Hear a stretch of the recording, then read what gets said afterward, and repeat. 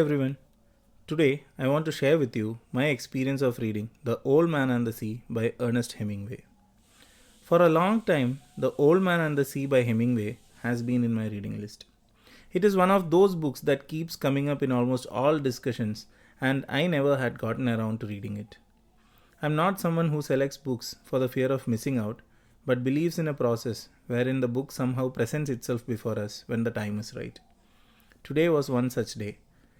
In the morning, on my Instagram feed, very randomly, a collection of Hemingway quotes popped up. One of them read, "A man can be destroyed, but not defeated." It resonated with me, and I picked up The Old Man and the Sea immediately and finished it in one sitting. On the face of it, the book is about Santiago, an aging fisherman in Cuba, who after weeks of failure finally hooks the greatest catch of his life. What follows is his long battle with the marlin, and later an even greater battle with the sea and its sharks. Hemingway wrote this book at a time when critics had started calling him a spent force. A decade has gone without a major work. In Santiago, the lonely old fisherman, you cannot help but see Hemingway himself, old, weary, exiled in a foreign land, but still unwilling to give up. He hooks a giant marlin, a true masterpiece. But then sharks come and tear it apart, leaving only the skeleton. It is hard not to see the marlin as his work, and the sharks as the critics, editors, and publishers pulling it to pieces. But it is all not despair. Santiago dreams of lions on African beaches, something he had seen as a boy. He no longer dreams of women, storms, contests of strength, or even his wife. Only of lions at play, youth, freedom, vitality. And at the end, after all his suffering, he dreams of the lions again.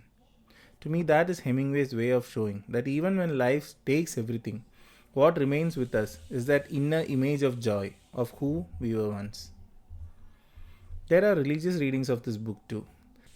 Santiago carrying the mast like Christ carrying the cross, his stone palms, even his name Santiago or Saint James, the fisherman. The book can be read as a parable of faith, labor, and redemption. But Hemingway himself had denied all of this. In a letter he wrote in his selected works, "The sea is the sea. The old man is an old man. The fish is a fish. The sharks are sharks. All the symbolism that people say is shit."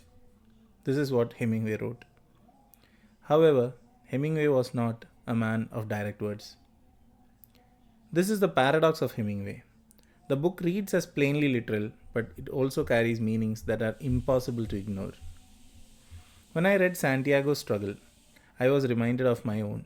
My first and second attempts at UPSC exam were exactly that. Years of effort only to see the final chance slip away at the very end. I know what it feels like to fight day after day without reward and to watch victory crumble. But now, when I look back, I also see that the journey itself was the reward. The persistence, the dignity, the discipline, the faith, these have shaped me more than any exam rank list ever could. Santiago, in his suffering, even at his old age, mirrored that truth back to me. His belief in luck is also something striking that I found. He insisted on being exact, on doing things right, but he also admitted that luck is necessary.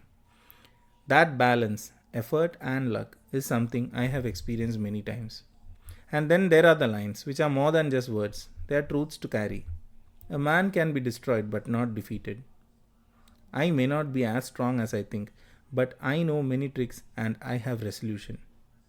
Fish, I will stay with you until I am dead. Keep your head clear and know how to suffer like a man. These are words of Santiago at various places in the book. And these are various things that connect with you, that connect with experiences that you have had throughout your life. What makes me respect Hemingway even more is that he did not hide from his decline. He turned his fear of failure into art. That honesty, that vulnerability makes the novella stronger, not weaker. So, what is The Old Man and the Sea about? To me, it's about the nobility of effort. It is about how, even in defeat, there can be dignity.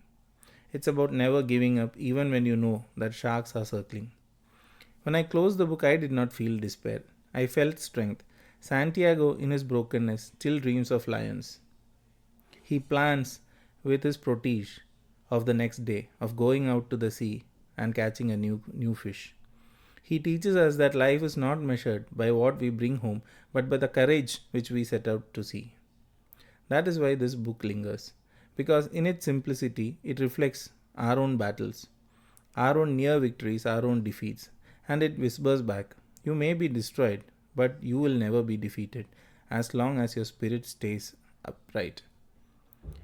If you have not read it, I would recommend Hemingway's Old Man and the Sea in a snap to you. If you have already read it, I would love to hear what it meant to you. Was the marlin Hemingway's masterpiece? Were the sharks his critiques? Or was the fish simply a fish, as Hemingway himself said? This book has become more than a story. It's a reminder to endure, to persist, and to keep going. Until the next video, see you all.